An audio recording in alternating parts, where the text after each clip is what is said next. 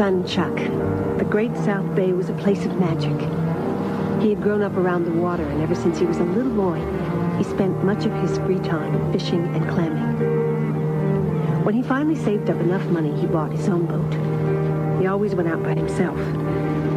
I thought it seemed lonely, but Chuck loved the solitude. It was his private space to dream and to plan for the future. A future that would soon include going off to college and leaving home for the first time. As a mother, I told myself he would be in good hands. The good hands of a respected university. What was there to fear? I knew nothing about the secret world that exists on many college campuses. A world with fiercely guarded traditions that would reach out to my son and change our lives forever. My name is Eileen Stevens, and this is our story.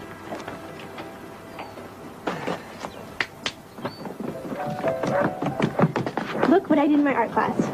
You did this? Yeah, I bet you bought it, didn't you? No, I made it myself. Oh, you did, huh? So what is this? Is this supposed to be me? Yeah, in 50 years. Yeah, well, you're a born artist, kiddo. That's what I think. Come on, let's go. So how's homework going? Good? Yeah? Okay, hot dog. No, you're gonna gross out your room, All right, little Bruce. Okay, Zap. that's about it. Okay, out of here. Right. Let's go. Goodbye, goodbye, goodbye. Beauty. Okay, hey. All right, man. All right. Bye. Come on, old man. You're slowing me up. You are lucky you are leaving. Chuck! Yes. Here, honey. Oh, Mom. Your favorites. Okay, look, chicken soup. Chuck, wait. Yes. I have something for What do you you. got? It's you. This is great. I love it. I'm gonna miss you. Yeah, I'm gonna miss you too. Would you put that on my shoulder for me? Thank you. Okay. I got everything, you guys. All right? Chuck, Yes. wait. Oh. I have something for you. Chocolate chip cookies. I just made them this Great, morning. Well, Oh. look, Mom, more food. Safe trip. Okay. Mom had me raid the refrigerator. Thinks I'm gonna starve on the way to school. Yeah. I'm just being practical. It's a long drive. Buddy, save the room for me, man. All right. Oh, yeah, I'm gonna drop everything. Whoa, whoa. Whoa. Got it. Oh. Okay. Bye, everybody. You two look after each other, will you? You hear me? Yeah, we're here. Now you stay within the speed limit. Okay, Dad. And call me as soon as you get there. Promise. Promise. Okay, I love you. See ya. Well, that's one out of the nest.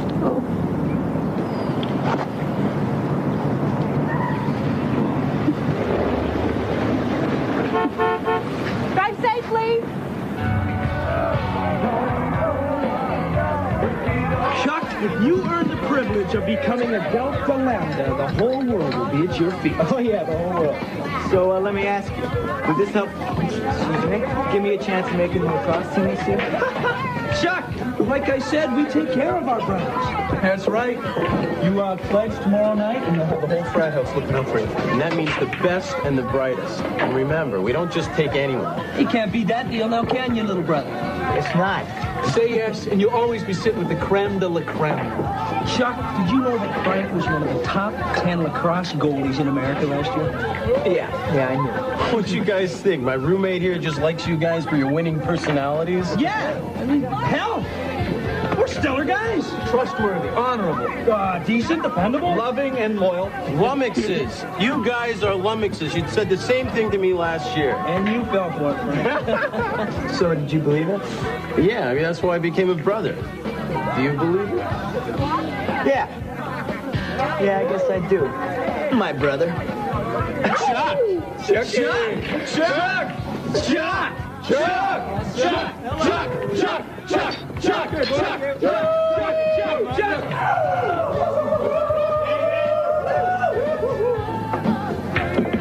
I'll catch you guys later, all right? Chuck! Hey, what was that all about? Nothing, we're just having some fun. Little fun and games, huh? Chuck, I don't know why you want to pledge that group, man. They don't exactly have the best reputation. Come on, Mark, lighten up. These are nice guys. Yeah. A couple beers, please. No, thanks. I'm full. So how you been? I've been good. Yeah? I think I'm going to change my major. You know, I want to do something inspiring, something that's going to give me a challenge. Come work for us. Who's us? The Free the Earth campaign. Hey, you want a challenge? Can help us save the environment before it's too late. I don't know. I mean, I wouldn't even know where to start. There's this defunct nuclear plant out in Westfield. The thing is a sitting time bomb. Whoa. I need some time to think about this. No problem. Look, we'll go back to my dorm. We'll give you all the materials. You can read it over and then get back to me, okay? Okay. All right. Okay. My man. Chuck! Chuck! Chuck! Chuck! Chuck! Chuck! Chuck! Chuck! Chuck!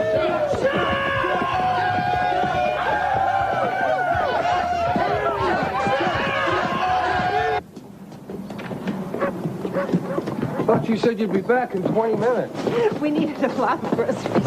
Hey, Mom, there's going to be a big storm tonight. I just heard on TV. Oh, Roy, what about our trip? Don't worry. We're getting on a plane to the Bahamas tomorrow. We have to swim to the airport. Now, you got anything else down there? Yeah, there's more in the trunk, thanks.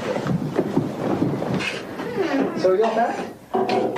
Semi-packed. I wanted to make this chili and freeze it so we can bring it to Chuck when we go up for Parents' Weekend. Here. So you're going to be thinking of us freezing our buns off while you're sunning in the Bahamas? No. Hello. Chuck. Yeah, how are you? Uh-huh. Give me the phone. Did you hear about that deal the Mets made? Well, they certainly need something. I got to give you your mom. Talk to you later. Hi, college boy.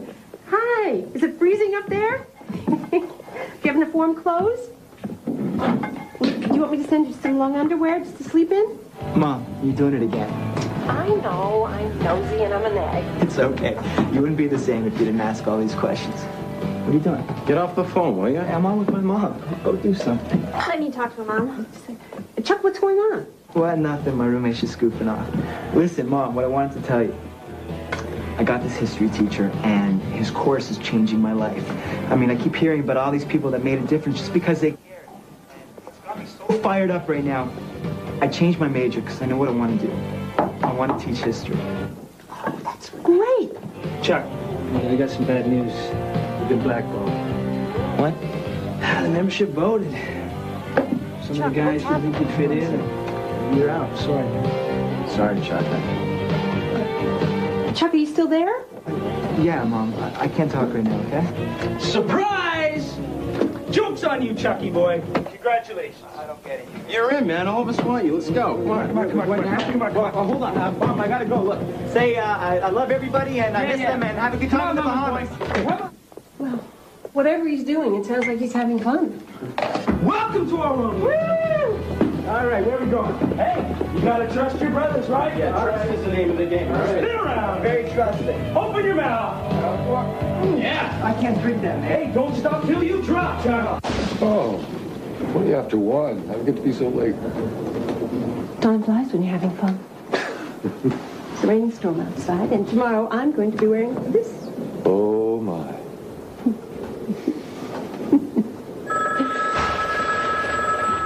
Who's calling this late? Hello. Hello, Mrs. Stevens?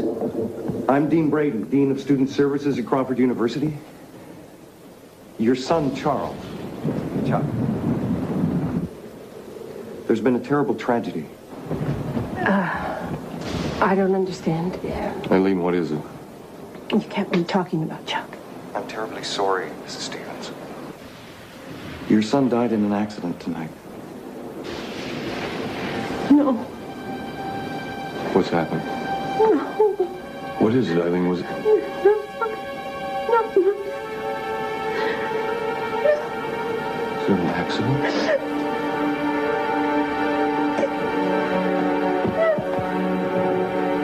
Eileen?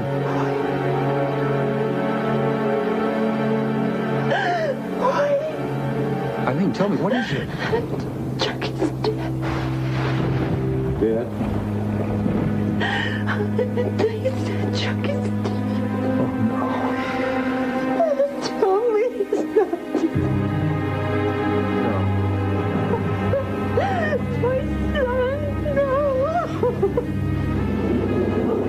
Eileen, all the flights have been canceled. Care about the airplane. I think we're on the first flight out tomorrow. You're going to fly right now. Eileen! Nothing.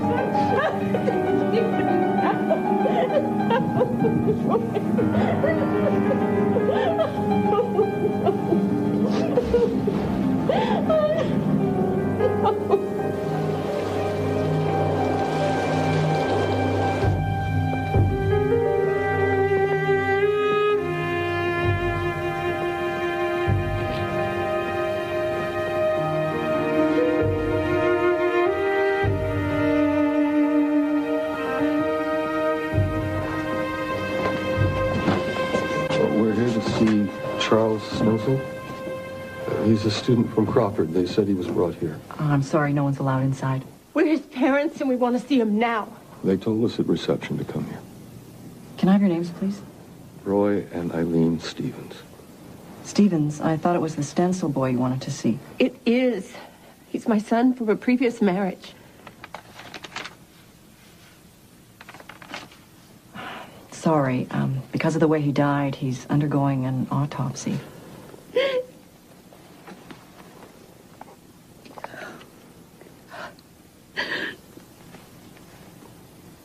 We'll wait. It would be better if you came back. Better? Why better? Will my son be alive then? I'm sorry, I'm just trying to say that it'll be several hours before anyone can speak with you. We'll wait.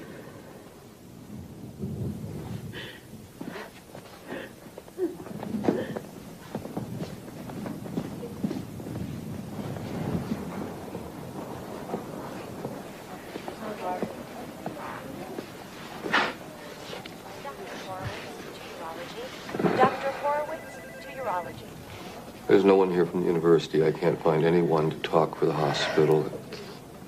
I don't understand. I can't stand it, Roy. I mean, did anyone even think of calling a priest? Mr. Stevens? Mrs. Stevens, hi. I'm Dr. Parmel. I assisted the coroner in Chuck's autopsy. What happened, Doctor? Nobody will tell us anything. Look, I'm a parent, too. There are no words that'll make this any easier. Please, just tell us.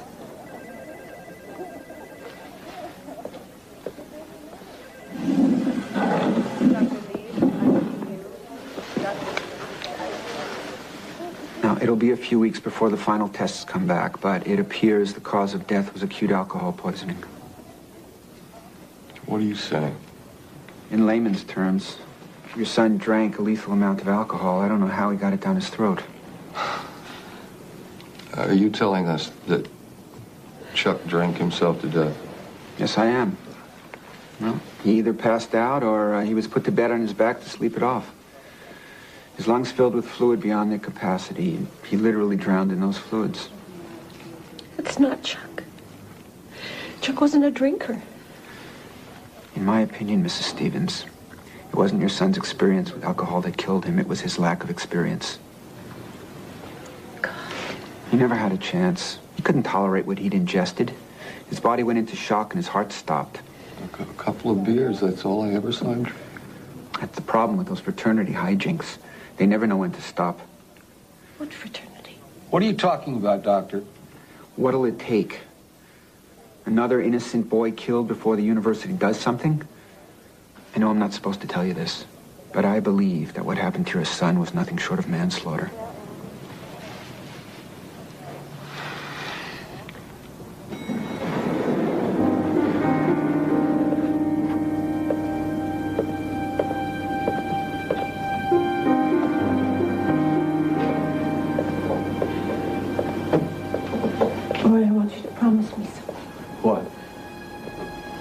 Promise me that on your life, even if I faint, that we won't leave until we see Chuck. Eileen. Promise me. I promise.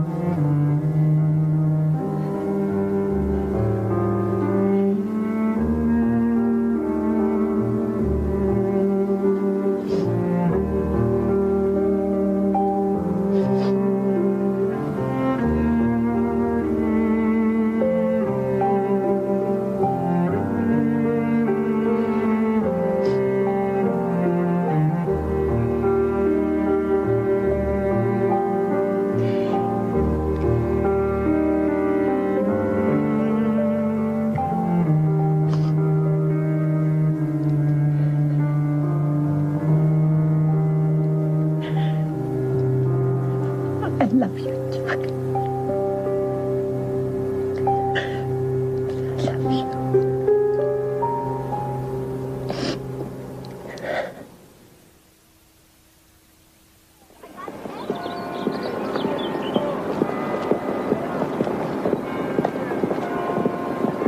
At this point, I still can't tell you very much. There was a party. The pathologist said something about a fraternity. Yes, that's right. The party took place at a fraternity. There was lots of drinking. They killed Chuck. What? The pathologist said that they killed Chuck. Then he spoke way out of turn. What he said was very unprofessional. He knows that we have no official report from the coroner. He's waiting for information just like the rest of us. I can assure you, Mrs. Stevens, both the university and the local police will be looking into this party. My God, how can you call it a party? The nurse said that they admitted 2 other boys in critical condition and no one else had said anything to us. Can we see President Rowan? I don't think so. Why not? President Rowan is not available. Is he out of town? No. Then where the hell is he? I believe he's attending a basketball game. I don't believe it. Please, understand. A meeting with the president at this point would serve no purpose.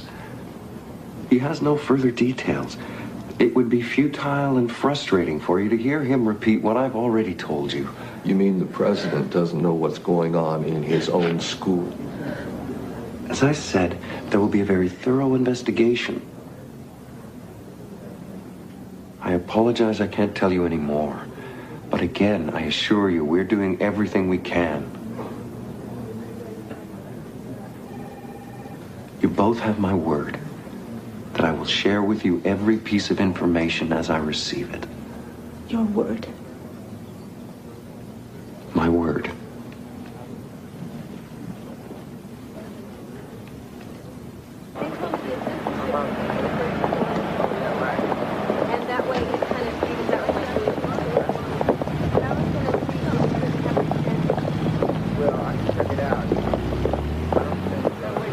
Mrs. Stevens! It's Mark. Mr. Stevens. Thank God I finally found you. It's good to see you, Mark. Mark, how could this happen? I don't know. It doesn't make any damn sense. That's how we feel too. If there's anything I can do, if I can pick up some of Chuck's things or get his truck. That would be good. If you could drive his truck back, that'd be a help. Yes. Sure. I can get it this weekend. We'll pack his things. Thank you.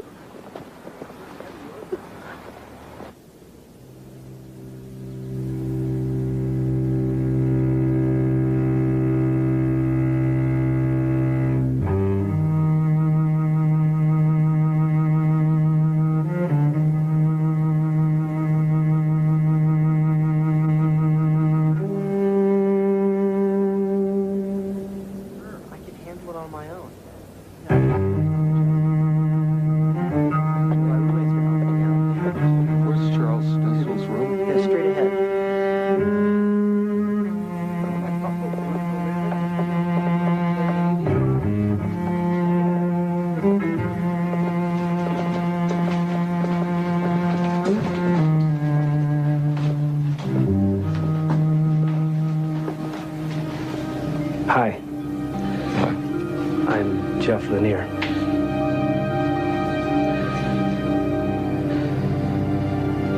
Which bed is Chuck's? This is the neat one.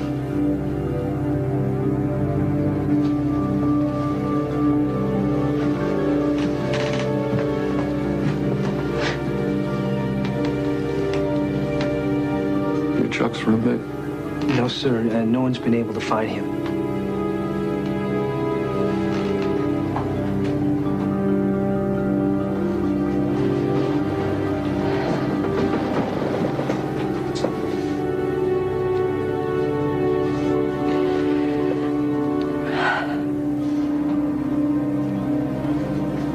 sister Suzanne made this for Chuck. Yeah, Chuck was crazy about Suzanne. He talked about her all the time. Excuse me.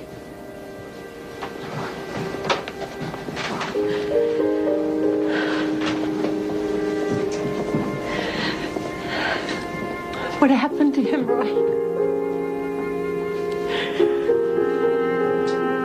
Why did he drink so much? What was he trying to prove? I wish to God I knew.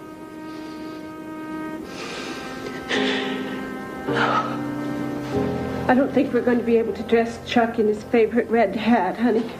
It's not fair. We have to find it. Susie, would you go upstairs? I want to talk to your mother. Okay.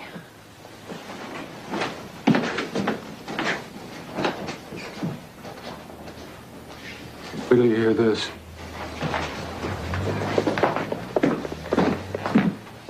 Roy, what's the matter?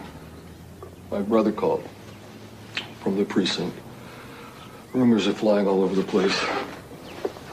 What rumors?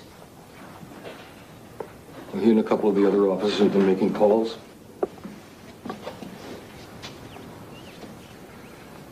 There's a story out that Chuck was locked in a car trunk the night he died. Why? He doesn't know. But he's sure that there was a lot more going on at that fraternity party than people are saying. That's exactly what I've been thinking. Well, then why didn't you say something? Because I thought I was going crazy or grasping at straws or something. I'll tell you what's crazy. Chuck goes out to a party in the middle of the night, in the middle of the winter. He doesn't wear a coat. And why did he have bruises on his knuckles? You saw bruises. In the hospital when I took his hand to say goodbye, I keep asking myself, what were those bruises from? Oh, God, Roy. What? That story of your brother's. What if it's true? And Chuck was in the trunk of that car banging to get out. Damn it! At a time like this, the question that seemingly cannot be answered is why? Why was such a decent, caring young man robbed of his youth and his future in such a senseless way? One question, however, that can be answered is, what can we do for the family and the loved ones of Chuck Stenzel? We can give them our love, give them our support, and our understanding. So let us now honor the memory of Chuck with a moment of silent prayer.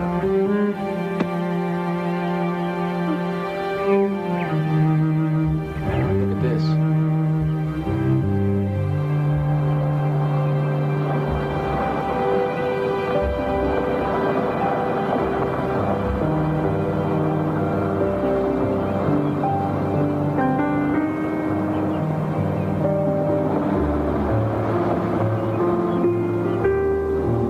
What's Mark doing?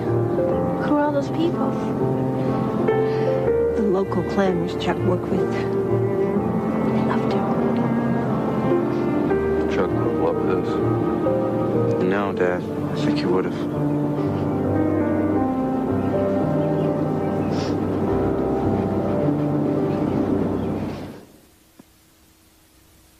This is from Mr. Grady. The thing I remember most about Chuck was that he knew I had a bad back, and so whenever we had a big snow, he'd come over and shovel my sidewalk. I always tried to pay him. He always said no. He was one hell of a kid. That's what makes me so angry, Roy, to think that he was treated with such indifference by the school that he loved and by the friends who attended that so-called party. Where are their cards? And where is their sympathy? I'll get it, sweetheart.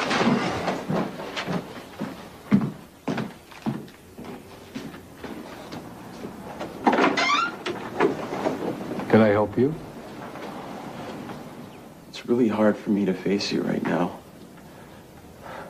I couldn't do it before. I was too upset. and I didn't know what to say to you. I hope you'll forgive me for not coming to the funeral. I couldn't handle it. I want you to know that my heart and thoughts are with you, and if there's anything at all I can do for you... Frank, please just tell us what happened to Chuck. I'd be breaking my vow of silence to tell you that. My oath of secrecy. Frank, I am begging you.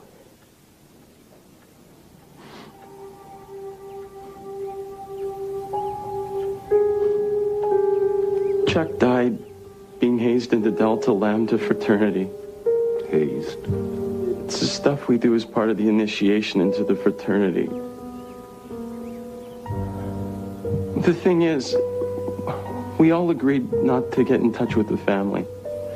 We agreed that nothing could bring Chuck back. But I felt it was my duty as his friend to tell you the truth. I feel so responsible for everything. Chuck told us about everything that he was involved in school, but he never once mentioned a fraternity. Well, he wasn't going to join. But I wouldn't let up on him. It was the beginning of Hell Week, and that night was tapping night. A celebration on the night that pledges are accepted for membership. The pledges were taken from their dorms blindfolded and assembled in the parking lot. Okay. They had no idea what was going to happen to them. Now I am your pledge master. Yeah. And as part of your pledgeship, you will experience the honored tradition of Delta Lambda fraternity. The stuff we do here is secret, okay? Okay, worms, here's the drill. Listen up, pledges. We know how worms love those cold and dark places. Yes, we do. So get in! You better wiggle so you'll fit. And while you're in there, we want you to drink one of these pints of bourbon. Here, buddy. Yeah! Look, all I can drink is beer. Well, that's good news, Chuck. Because you will chase that bourbon with a six-pack. You're in luck, Chuck. And you'll wash that down with a bottle of wine. Good idea, brother. Can someone tell me why? I can. Because you're worms, pledges. And we want to see you glow. So let's get in the trunks. Yeah.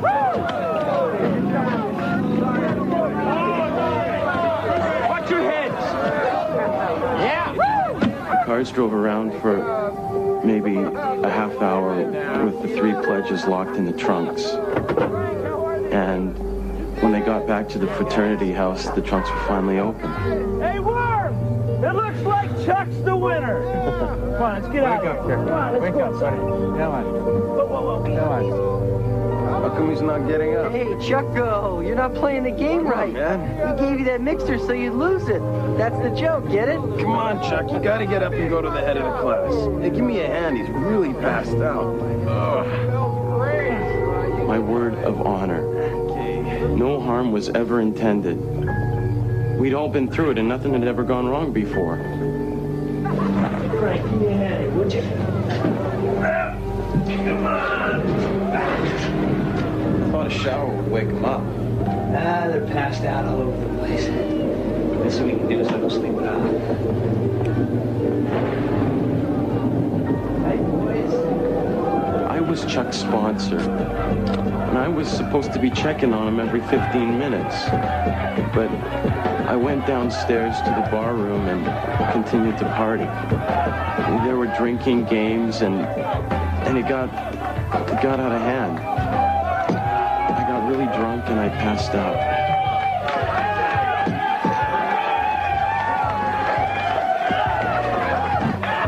Later that night, I woke up when I heard panic and shouting. Everything was confusion. No one dies from just drinking. Uh-huh. Maybe he was on drugs and it was a combination that killed him. Look, officer, we have some harmless fun and we pull some silly stunts, but it's been going on around here since my father was a member. Hey, Sarge! What the hell's happening? What's going on? These two pledges stopped breathing. Are they dead? No. Chuck Stenzel is. What are you talking about? Chuck's upstairs. He stopped breathing and he turned blue. Why the hell were you upstairs checking on him like I told you? Why the hell weren't you? Son of a bitch. This is your fault, too. You're as guilty as I am, and don't you forget it. How could this have happened? I don't know. It was just haze. It was no big deal until now.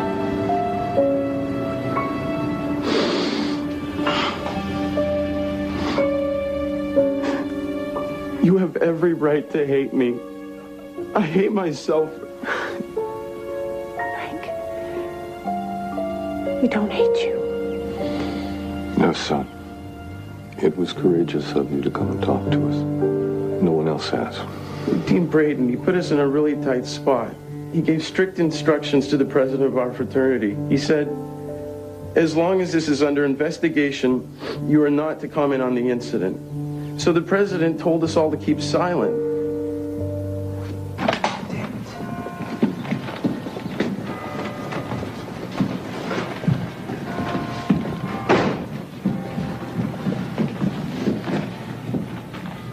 Sit down, Frank. I said, sit down! Did you hear about the article in News Journal? Cut it out. You got something to say to me. Say it. Like what, Frank? That you're a traitor? Mrs. Stevens says she received details of the incidents from a fraternity member. A fraternity member that was told to check the young man's condition every 15 minutes. She's his mother. She has a right to know. The hell she does, Frank! Those were secret initiations. Chuck was trying to become one of us. He trusted us. We were supposed to look out for him. We're your brothers, man. We trusted you. And then you go and tell her that peer pressure was used to force the pledges to drink. Peer pressures? It is an honor to be asked to join Delta Lambda. Our alumni brothers include doctors, lawyers, presidents and CEOs of companies all over this country. You betrayed your oath to us, and you betrayed your oath to them. And thanks to you, they got the pathologist to talk. Do you want to know what he said, Frank? Someone should shut down that fraternity before they kill another innocent boy. We had a bond for life, Frank. And you defiled that bond. You defiled our brotherhood and everything that it stands for. You're not one of us. No. No, Frank. You're not one of anything. You're nothing. Nothing but a common little snitch.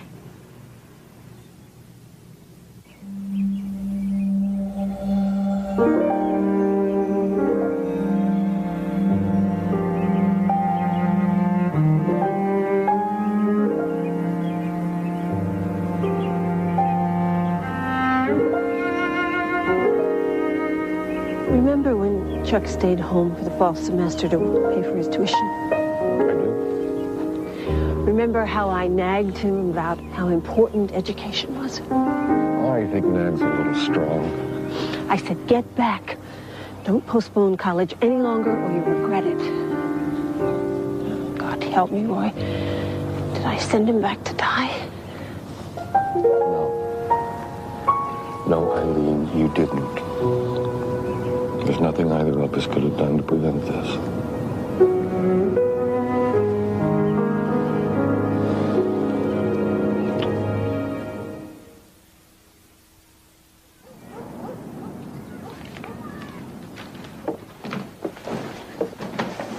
Hi, Mom.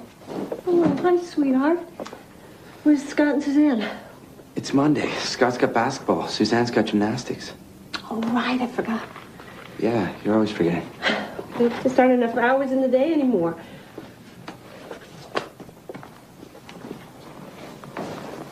What are you doing? I'm keeping a record. Hazing, pledge, Hell Week, tapping night. Big Brother? What's this for? Research. Research. That too? Documentation. Listen to this. Drinking is a serious problem on college campuses in the United States. And Crawford University is obviously not immune. That is a quote from President Rowan. Why is he making it seem like some dumb kid drank himself to death at a party instead of part of a fraternity initiation? And listen, Mark sent me these headlines. Listen to this. Fraternity hazing. Pledge drink self to death in car trunk. And here's another one. Alcohol poisoning. Animal house hijinks lead to death. They're not going to get away with this. I am going to find out all about this thing called hazing that killed Chuck, and I'm going to fight it. Mom, you're scaring me. What do you mean I'm scaring you? I don't know. I've never seen you like this. Stephen, I can't fail, and I'm going to persevere if it takes every bit of strength that I have. Why, Mom? Because all those mothers out there need me. They're depending on me. I get letters from them every day, and it makes me realize that I'm not crazy. Stephen, these women need me, honey. We need you too. I know you do. And I'm trying to be here for you and Scott and Dad and Suzanne, all of you. But I can't stop my work. Or other deaths will be shoved under the rug. And I can't have all these boys dying like Chuck. Don't you understand?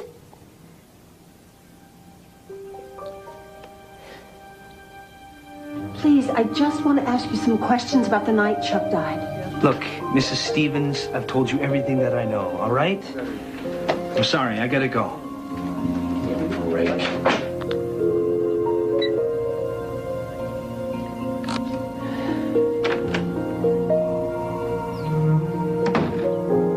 Eileen! Did you hear? Dean Braden's withdrawn recognition from Delta Lambda. For how long? Well, he didn't say. Oh, swell. Well, he could reinstate them after several weeks. Or in several years. Hi, Mom. We're home. Hey, I'm starving. What's for dinner? Honey, it'll be ready in a minute. So, what else did Dean Braden say? Oh, well, you're not going to like this part. He said that that was the limit of the university's authority over the fraternity. That is not true. Mom, I think something's burning on the Well, then stove. turn it off, honey. He told the News Journal that one option was the expulsion of Delta Lambda members and the complete withdrawal of school recognition. So why didn't he do it? Well, universities have alumni, right? Right. Alumni make donations. Maybe some of the biggest donations are made by alumni who were members of Delta Lambda. Of course. Money in politics. Yeah.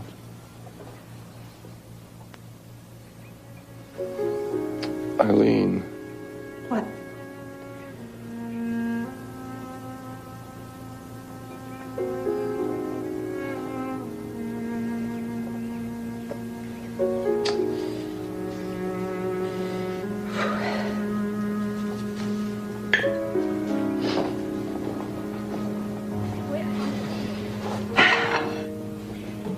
I'll just have to think of another way, that's all.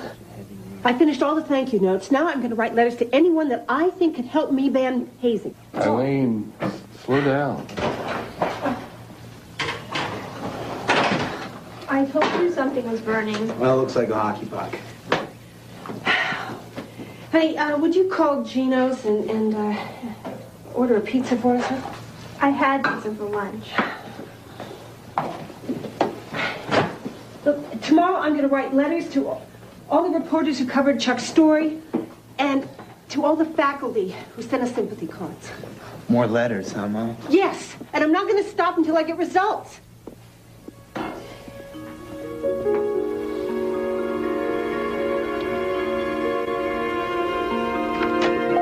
Eileen! Can you give me a hand? I'm coming, honey.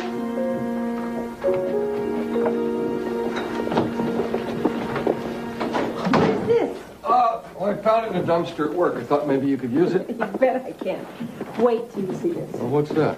It's the computer search on fraternity hazing from the New York Times. The $100 paid off. It has uncovered 43 items, all horror stories, just like Chuck's. Listen to this. Robert Brazil, heart attack, University of Pennsylvania. Thomas Fitzgerald, stabbed to death during war games, St. John's University. William Flowers, buried alive, Monmouth College. Mitch Fishkin jumped from a moving car, Lehigh University. Roy, this supports all of the letters that I've been getting from students and their parents telling me about their hazing experiences. Should give you the ammunition you need, right? You bet.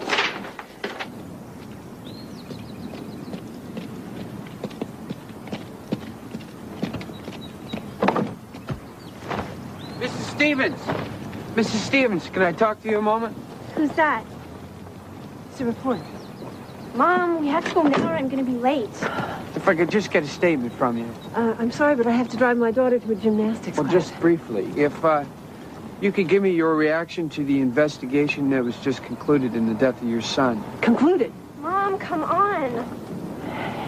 Get in the car, Suzanne. I'll be right there. Sorry if this comes as a surprise. I assume the DA's office was in touch with you. In 5 weeks, Mr. Hughes, I have gotten one phone call through to the DA's office. He cut the conversation short and said he'd call me back. Well, I'm still waiting. And as far as the university is concerned, they made it very clear that if I had any further questions, I should direct them to the treasurer. Now, how is that for sensitivity? DA's findings indicate that what happened was, quote, an unfortunate accident, an isolated incident for which no one was responsible. Forget it, Mom. What? He says, Mrs. Stevens, I found no evidence of criminal activity or wrongdoing. And he ends with, no further action is contemplated. Would you like to comment? I'll get there on my own, just like I always do. Suzanne, wait! Mrs. Stevens, are you satisfied with the district attorney's treatment? No, Mr. Hughes, I am not satisfied. One boy is dead and 2 others almost died with him. The intention of those involved makes no difference. This was a premeditated, planned, traditional activity that took place in the name of brotherhood. The death of my son was no accident, Mr. Hughes. I am just a housewife. But I am no longer ignorant and naive. And you can tell your readers that I am never going to stop until there is a law making these senseless hazings a crime. Thank you very much, Mrs. Stevens.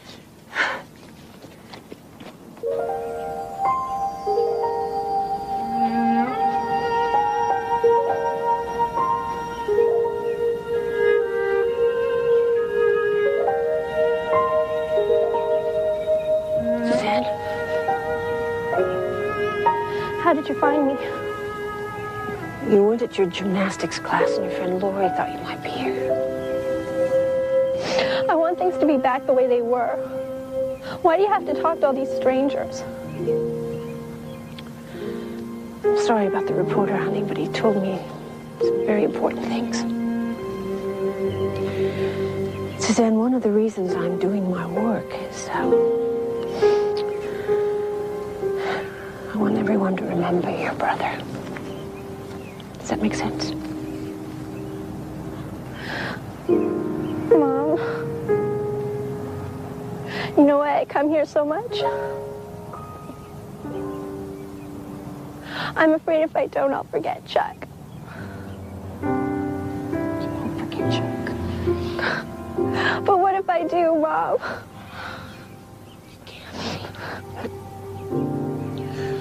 Because Chuck lives in your heart. And he'll stay there for as long as you live. And if you remember that, you'll never be afraid.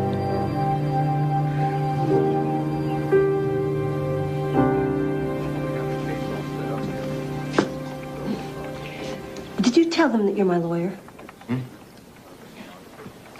Eileen, we're not being ignored by the DA's office. They simply don't know how to reopen it. Well, what I don't understand is why everyone thinks I am so unreasonable. All I want is that my questions be answered. My son had bruises on his knuckles. Why? How? And why weren't there any criminal charges filed? The problem is, there is no specific law dealing with hazing. Then let's make a law. That's easier said than done. But it is possible. Why, anything's possible. But if you're really serious about this, I have a friend in the state assembly you should talk to. What's his name? Sam Hirsch. Tell Mr. Hirsch I am very serious. Hi. Where have you been? With my lawyer. The DA's office is still giving us the runaround. Eat. No time. Eat. I am so stressed out, I can't even remember what I wanted to write. You discovered in your research that 5 states already have anti-hazing laws. So, why doesn't New York State have an anti-hazing law? Mm-hmm. Thanks for the sandwich. So, where's this going? Assemblyman Sam Hirsch. Good move.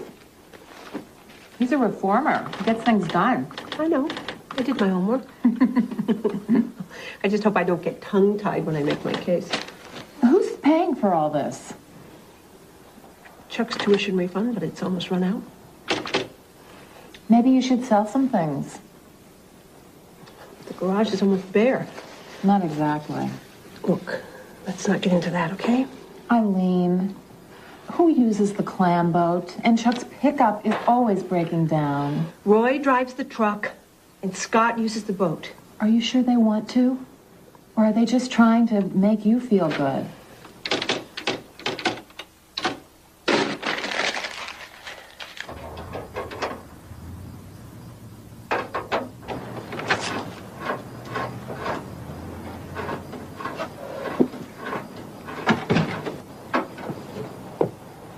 How you doing? Not so good.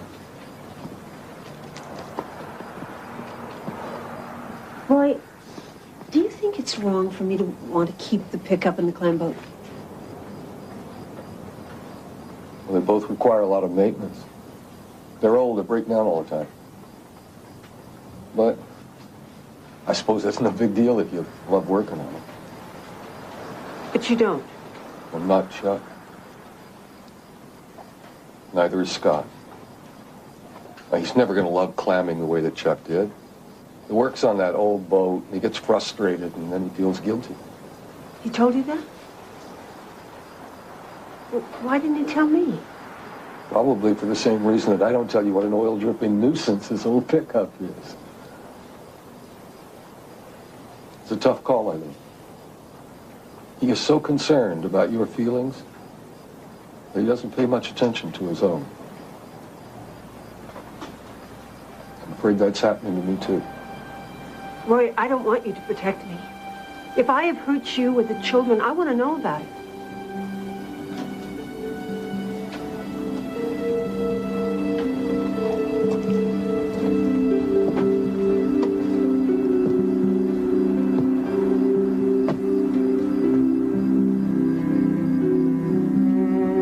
Sell them, Roy. Sell the pickup and the clam boat as soon as you can. You sure that's what you want? But not to anyone local.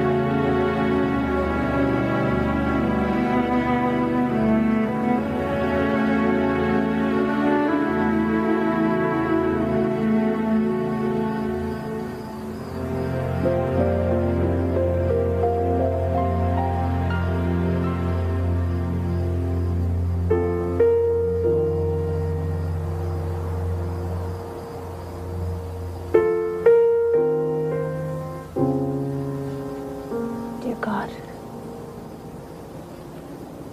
grant me a miracle. Let Chuck hold my hand, just this once.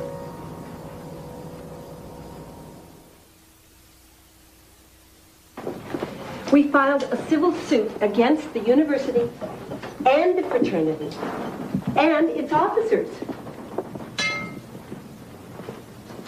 It's not about money. We're doing this because it's the only way that we can get any answers.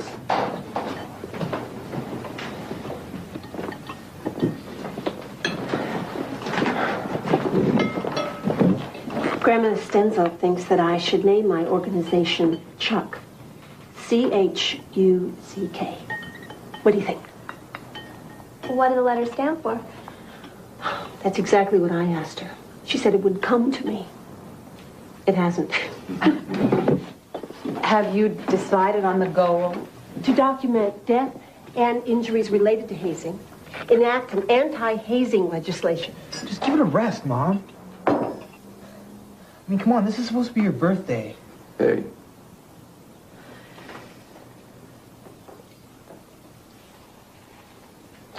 You're right. It's my birthday. And I'd like to propose a special birthday toast.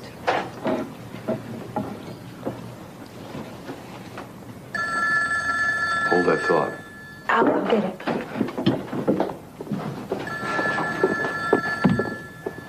Dad, you've got to do something. I mean, all these people writing and calling, I'm getting sick of it. Scott's right. Some student Mom never even met. Called her collect. And that student may have had second thoughts because he spoke to your mom. Now, doesn't that seem to be worth it?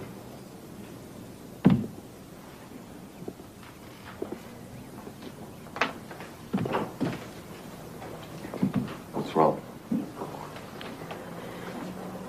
That was Assemblyman Sam Hirsch. He wants to sponsor the anti-hazing bill. Eileen, that's fantastic. We're very proud of you. Oh, I have to go to Albany while the legislature is in session. You have to go there? Well, that's the way it works, honey. Mr. Hirsch thinks that if I talk to the legislators, I'll win their support. Don't panic. I know everything about the way bills are passed. We'll drive there together. Oh, that's great.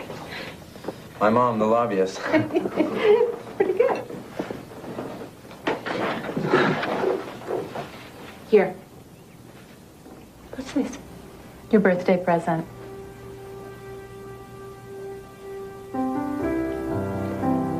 Chuck. Committee to halt useless college killings. Thank you, Diane.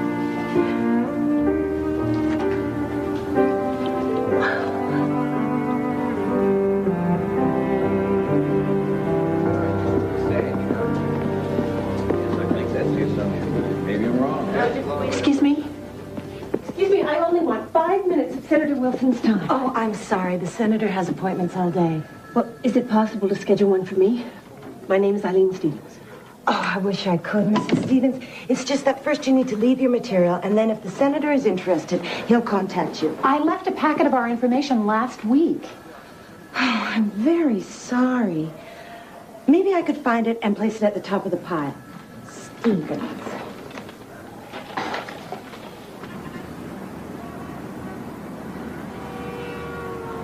I've never done this before, so tell me what to do, Mr. Hirsch. Sam. Well, now, I can raise awareness of the anti-hazing bill in chambers, but you have to solicit sponsors. Well, I'm trying. But what do I do when they won't give me an appointment and they bury all my material underneath unread documents? Yes, well, I'm afraid that's what happens when you're one person and you're competing against powerful lobby groups with offices and staff. So, how do we get their attention? Good question. You can try and cut them off at the pass, or talk as fast as you can. Look, there's Dewey Wilson now. The first thing is to get it by his committee. Senator Wilson? Senator Wilson, this is Eileen Stevens and Diane Donowdy. It's nice to meet you, ladies. Now, Mrs. Stevens is trying to raise awareness of her anti-hazing Senator, bill that my son died needlessly in a hazing incident. I've been trying to get in to see you, and could you please read this information? I really need your help. We need to hold school officials and national fraternity executives accountable. These hazing incidents are shrouded by secrecy, and without legislation, Senator, we have to go. I'm sorry, Mrs. Stevens. I'm late for important votes. Senator, can we at least set up a meeting? I mean, Mrs. Stevens has an awful lot of data. Just call my office. Did I come on too strong? Well, you did get his attention. That's always the first step into getting anything done around here. I hope you're right about that. Yes, well, I'll think about it. I have your number. Thank you for calling. Goodbye. Who was that? People magazine. They want to do a story on me. That good? Well, it's good in the sense that we can get our message out to millions of people. But they want to take a photograph by Chuck's grave.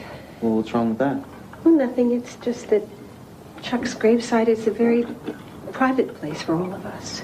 And what if people think that I'm using Chuck's death for publicity? No one's going to think that. And you do what you think's right. Follow your instincts. Thanks. Well, the photographer was very moved by Chuck's story and thought a photo would help. Well, I don't think I mind. Yeah, I mean, it doesn't bother me. Well, I mind. I want you to keep doing your work, Mom. You know that. But I gotta be honest with you, okay? When I go back to school next week, that's it. I don't want to be part of this anymore. Okay? I'm sorry. Okay. Eileen? Eileen, look after the David.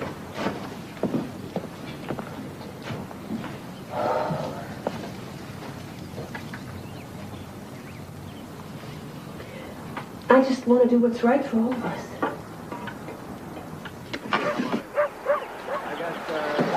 They're here. Oh, how do I look? Great, Mom. I'm so nervous, my hands are shaking. Don't worry, you'll do great. Mrs. Stevens, why do you think that young men are capable of setting themselves up for this kind of dangerous hazing? I think these students are unsuspecting. They think it'll be over in the morning. How bad can it be? They don't expect to lose their lives. I know you're not a philosopher, but why do you think this happens? Well, I think these pledges are very susceptible to peer pressure. And for many of them, it's the first time they're away from home, and they want to belong. And the idea of being part of a brotherhood is very attractive. And this hazing problem isn't as isolated as people might think? Well, just last year, a young man lost his life. 6 pledges were blindfolded, and they walked across the street, and they were hit by a car. One was killed, and the others all broke their legs.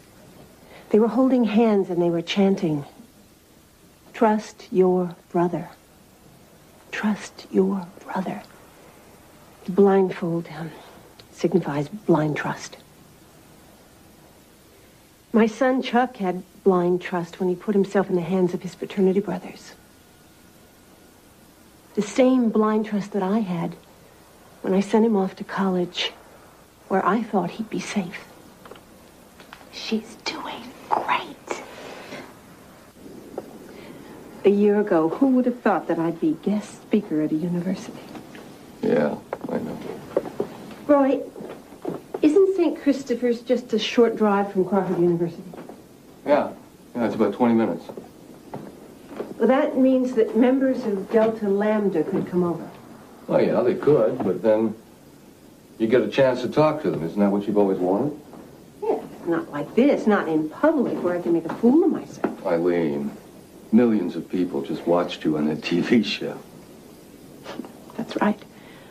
And some of the mail I have received from students has been pretty ugly. Well, it can't be as tough as those guys in Albany were, and you handled them without blinking an eye. Well, I know, but they're just college kids, and they're probably attending my lecture because it's mandatory. I don't want to be one of those people who tells them what to do. But how am I going to get them to listen to me? That's Chuck's confirmation ring. For luck.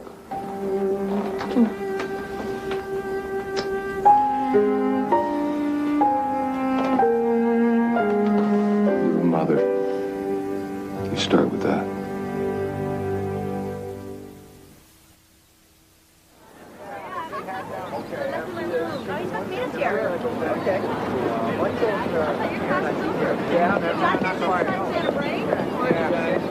So it is with great pleasure that I introduce to you tonight Mrs. Eileen Stevens. Eileen. What's wrong? A busload of Crawford students just pulled in. Be strong.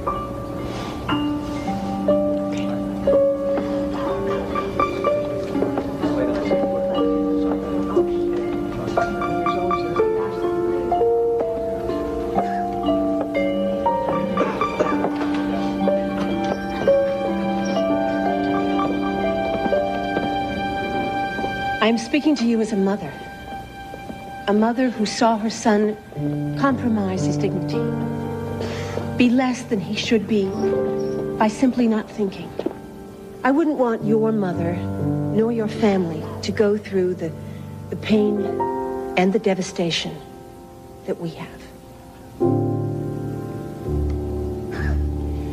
You can achieve friendship, brotherhood, and strengthen bonds through positive, constructive, and useful activities.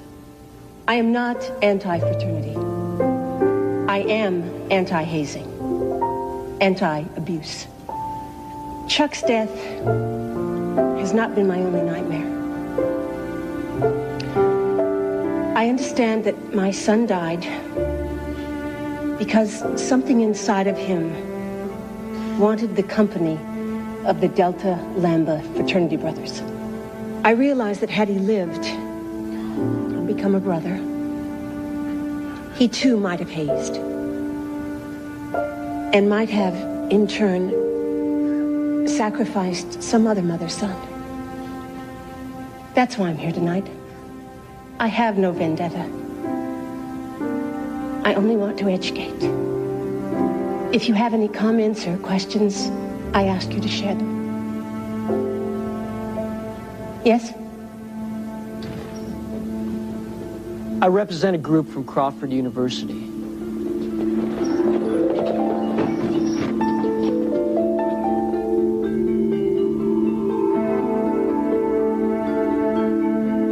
We're here to support what you're doing. You're right. Chuck shouldn't have died.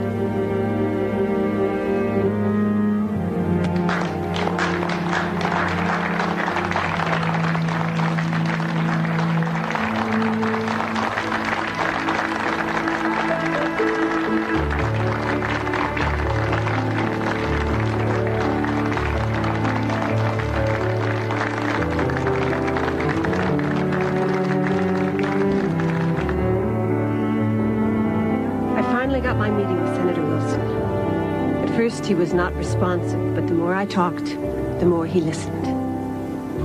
Senator Wilson, all hazing is inherently wrong. As in the case of my son, it can be deadly. Look, I wouldn't be here if this was a trivial matter. And I wouldn't be meeting with you if I thought this was a waste of my time. But I'm telling you, Mrs. Stevens, the real issue here is priorities. We have budget crisis, educational crisis, crime, environmental problems. So, Senator Wilson, you are telling me that I should forget it? That I should just give up before I even start? No, but I'm telling you this. Your bill is a long way from getting my support. Why? Because the bill has no teeth. Hazing is a preconditioned activity to join an organization. What the hell is that?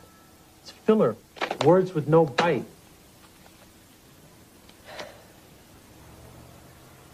Thank you very much for your candor, Senator Wilson. Now, can you help me fix it? I don't know, Mrs. Stevens. I honestly can't say. I'm sorry to keep you waiting, Eileen. It's okay, Sam. A friend of Chuck's who attends the university sent me this. So, the president of Crawford University is resigning. Well, that's quite a victory. Keep reading. He isn't resigning, Sam. He's accepted the presidency of a nearby college that is bigger and more prestigious. Okay, so you couldn't generate enough heat to get him out, but that's okay, I think. You're winning over votes. And that means that sooner or later we're going to have an anti-hazing bill in place. Then he's going to have to watch his step. Concentrate on the little victories. That's what always gets me through the day. Well, I'm sure not winning anything at the DA's office. What's this? Oh, a little Christmas present? I wrote to the governor on your behalf. It seems that Crawford University is the area's largest employer. It's contributed more than $20 million to a 30-mile area surrounding the university. Eileen, I want assurance from the governor that the DA's refusal to charge Delta Lambda fraternity with at least a violation is devoid of political motivation.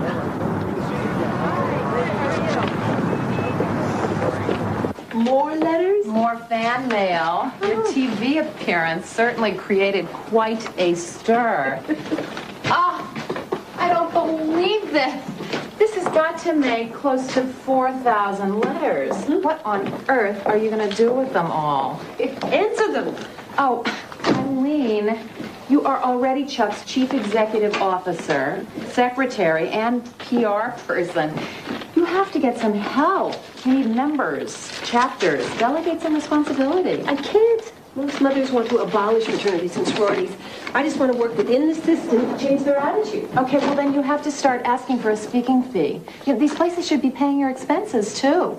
I mean, why do you have to keep funding the organization yourself? It just doesn't feel right to ask for money. I'm starting to feel like a yo-yo bouncing back and forth between here and home. Eileen, I know exactly how you feel.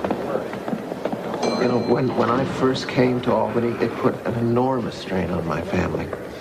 I mean, one day I felt like I was really achieving something, and the next day everything would fall apart. Well, we finally got a response from the district attorney. You don't sound very happy. He denies efforts to cover up evidence, and he justifies suppressing facts because the investigation is still ongoing. Ongoing? That completely contradicts the statement he made to the press. I know. He insists he's always considered the case open. Well, why wouldn't he return my calls, and why wouldn't he see me? He says that he didn't intentionally not return your calls. Eileen, he believes he's acting responsibly in the investigation, and that his motives and plans must remain confidential. So, that's it? That's his final word? No.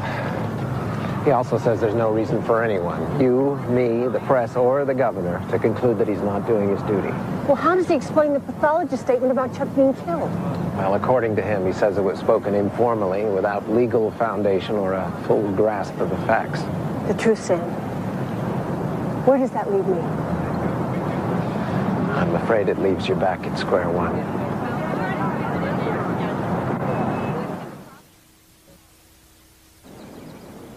Yes. Okay. Thanks for calling, Sam.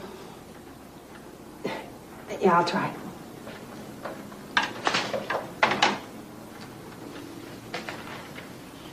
Something wrong? That was Sam Hirsch. Governor Carey vetoed the bill. Why? He said the conduct described was already covered in existing laws. What are you going to do now?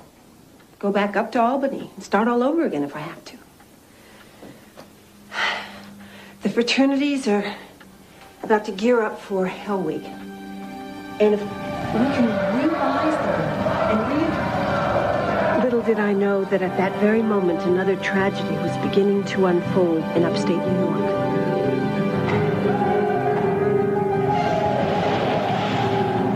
A 19-year-old Michael Chambers was being initiated into a fraternity.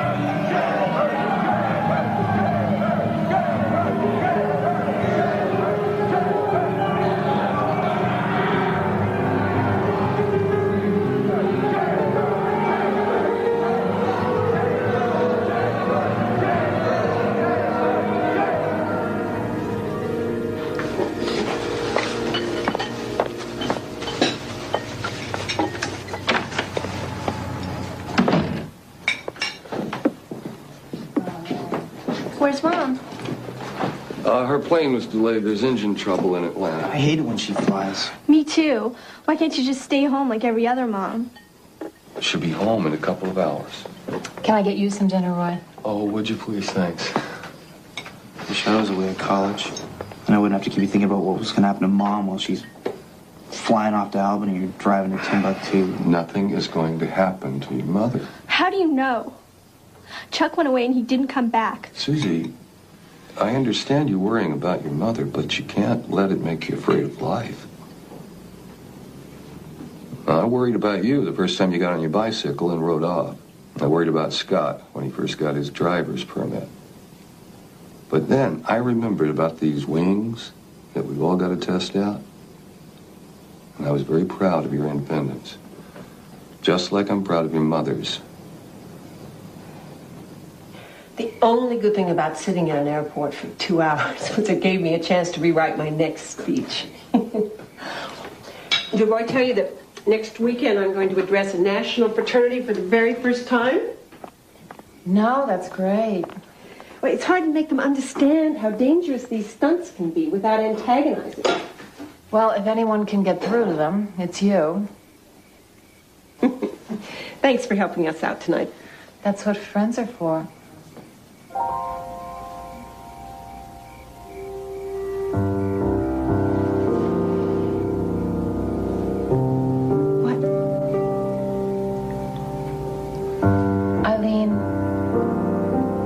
You should start thinking about getting things back to normal.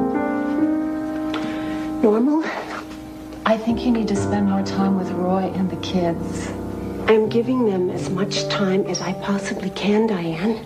What about you? Me? I'm doing what I have to do. I have made a commitment. Eileen, your work is all you talk about. And what? Oh, I don't know. Are you sure you're not on some fool's crusade? What are you talking about? Maybe you should let it go, Eileen. Because maybe that is what Chuck would want.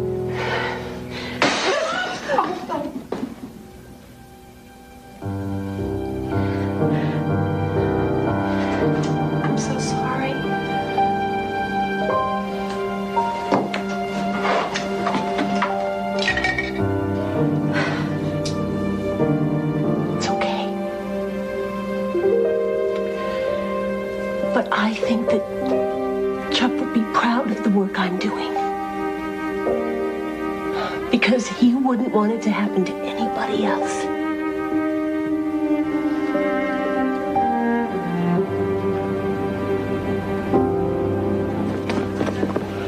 I know the senator is very busy, but couldn't you squeeze us in for a 10-minute appointment? That's all we want. I'm sorry, I just can't. Can I ask you something? Do you have any children? 4, all girls. Then don't you understand why this is important? Isn't there anything you can do to help us? Maybe if the senator sensed the public mood was behind the bill, he'd be more inclined to... What does he need? Another death? What he needs are cards and letters. And the more you send, the more he'll listen. Good luck.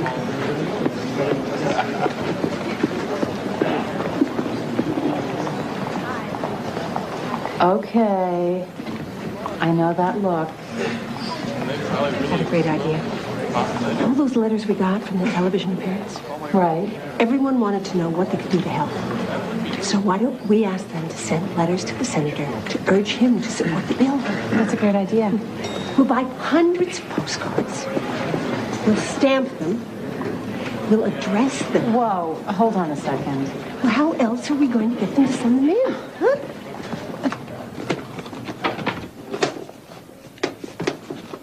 What's this all about? Postcards, letters, mailgrams from all over the country. Don't tell me Eileen Stevens, right? Right. I couldn't believe it, Sam. For the first time, I really feel we're making progress. Good for you, Eileen. You don't sound very excited. Well, I have to warn you. The word is the governor is going to veto the bill every time it crosses his desk.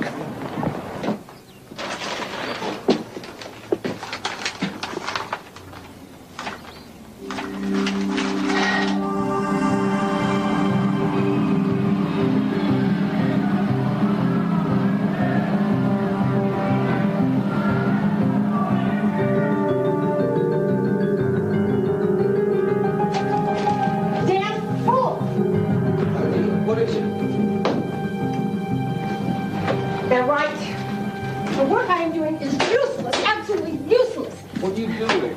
A fool's crusade led by the biggest fool of all, me, Eileen Stevens, thinks I can educate. Wrong, I can't, I flunked. Stop it! Let go of me. Stop it. Let go of me. Not until you tell me what's going on. Let go of me. I can't move. Let go. Let go. Look at this. I flunked. Damn it, they weren't listening and another student is dead. Look at this. Oh, his name is Michael Chambers. He's 18 years old from Leland University and he's dead. What happened? The usual stupidity. They woke the pledges up in the middle of the night, and they put them through hours of brutal calisthenics. Push-ups, sit-ups, and running. And then they dressed them in warm clothing, and they put them in a steam room. His body temperature rose to 108 degrees. And he collapsed, and within an hour, he was dead. I am so mad at myself. No, it's not your fault. Don't you let me off the hook. Too many people are being let off the hook. Eileen, this is crazy. Why are you so hard on yourself? You, of all people, you're the only one that's making a difference. Then why can't I make it stop, Roy? I have tried everything I know. I have talked till I'm blue in the face and the governor won't even hear me. I don't know what else to do anymore.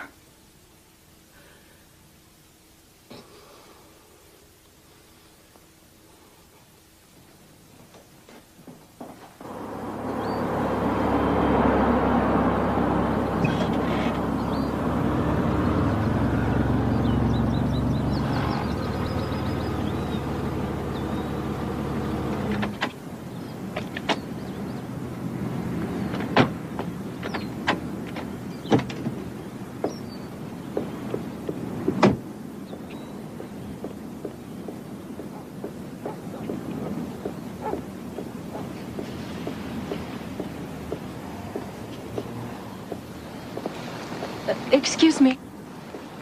Yes? Are you Eileen Stevens? Yes, I am. I don't mean to bother you, but I saw you on television talking about how your son was killed. Thank you for caring. I'm sorry. These things are very upsetting. These accidents, you know, they're still happening. My son, he was killed too. His name was Michael Chambers. Of course. I read all about it. I am so sorry. It would have been his birthday today. I went out. I bought him a card. So he would know I haven't forgotten him. I understand. Please, Mrs. Chambers, would you like to come in and have some tea? No, thank you. I really shouldn't be going. I just felt that I needed to see you and to tell you how important it is that you keep talking to those reporters. I couldn't. But I thank God that there's people like you that can. There's somebody that can be my voice. Be the one, Eileen. Be the one that speaks for all the mothers. I'll try, Mrs. Chambers, I promise.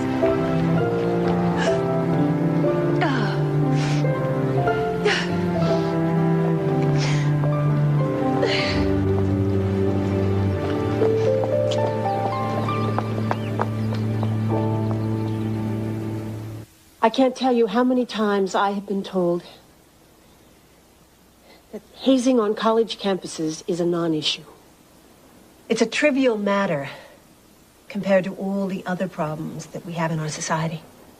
But for myself and the mother of Michael Chambers, a young man who was recently killed in another hazing incident, this truly is a life and death situation. The grand jury investigating Michael Chambers' death failed to recommend that charges be brought against the offending fraternity. However, in an unusual move, the grand jury recommended that New York pass criminal legislation. Michael Chambers did not go off to war. He went off to a placid campus in a very safe upstate community. This grand jury is convinced that he was, in a real sense, murdered. He was murdered by collective stupidity and collective irresponsibility. Perhaps if this bill had not been vetoed by the governor, someone could be held accountable for this student's death. But his veto signaled fraternities to go ahead and continue their dangerous and potentially fatal hazing practices. We have 45 Assembly and 25 Senate sponsors. And I have received several letters of support from key figures in the fraternity world. I implore you to join us in passing this bill so we may present it to the governor yet again. Thank you, Mrs. Stevens. Thank you for showing me and my colleagues why this bill must be signed by the governor. Thank you.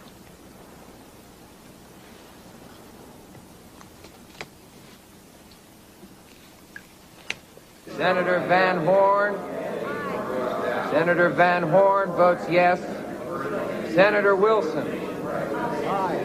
Senator Wilson votes yes. Motion carries.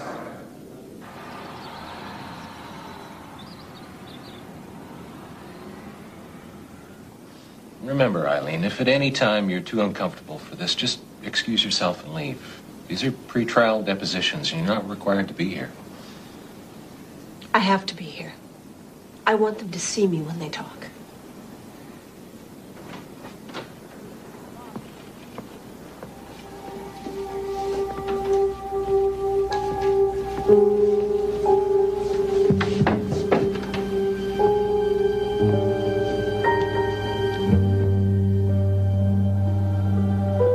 As president of Delta Lambda fraternity, do you in any way approve of the various hazing activities?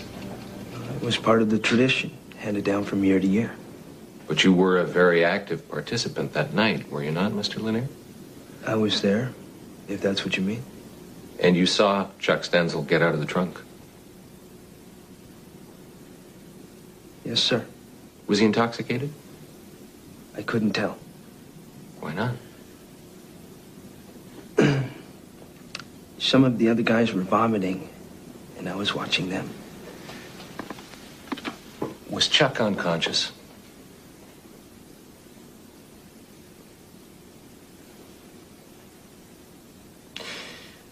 Did you pay even the slightest bit of attention to him that night, Mr. Lanier, or was vomiting the focus of the festivities? I didn't know that anything was wrong with him. I swear it. And what was the theme of Chuck's Hell Night? Don't stop till you drop. Don't stop till you drop. It seems that Chuck Stenzel took you at your word, Mr. Lanier. Mrs. Stevens, this was an accident. We never meant to hurt your son. You gotta believe me.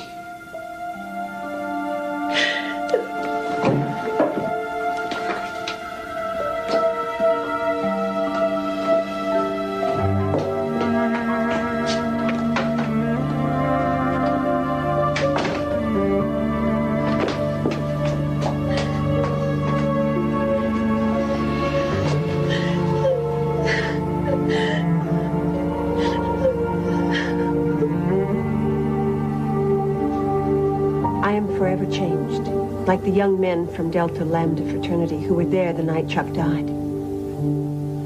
I wanted them to look me in the eye, but they couldn't. Their eyes were too full of tears to see me. And now I know that Chuck may not have been the only young man to be deprived of his dreams that fateful night. Now I know Chuck's death will haunt those young men of Delta Lambda for as long as they live. But the gentle hand of grace has moved me beyond the darkness. When I talk of Chuck, I don't talk of death. I talk of life. Life that springs from tragedy and the mistakes of others.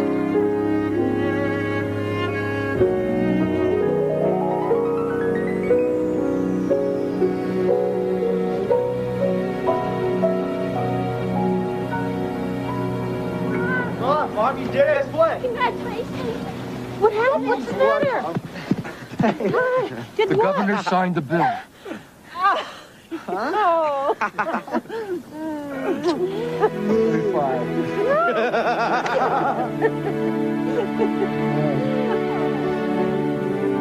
Chuck's death. This guy asked me if she was actually going to tell the same tired old story again. Of course, he didn't know who I was. What did you tell him? Yes, sir. She's going to tell the same tired old story. And 800 kids are sitting out there so interested, you can hear a pin drop. I'll buy you a cup of coffee. Good. Who would have thought that someone like me, who didn't go to college, who never spoke in public in her life, who never left home, who never went anywhere without her husband, who led a very limited existence, would have the audacity to do what I do. But I love it with all my heart. And when I see the concern in your faces, and when I feel your response, and you tell me that what I had to say made a difference, that what I had to say gave you the courage to go back and try to implement change, then each and every one of you finds a very special place in my heart. You give me the strength to do what I do. And what I want to do is slip into your foreheads and keep you thinking. I'm not an administrator or a professor.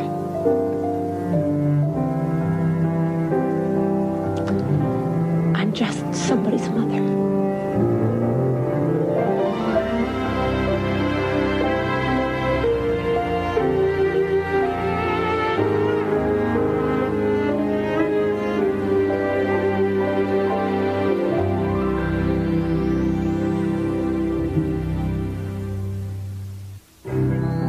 Coming up next, you can't always tell the good guys from the bad. It's got real-life grittiness and characters you love in real-life situations. It's Homicide, Life on the Street, starring Daniel Baldwin, Melissa Leo, and Ned Beatty. The New York Daily News calls it the best drama on television, now on Lifetime.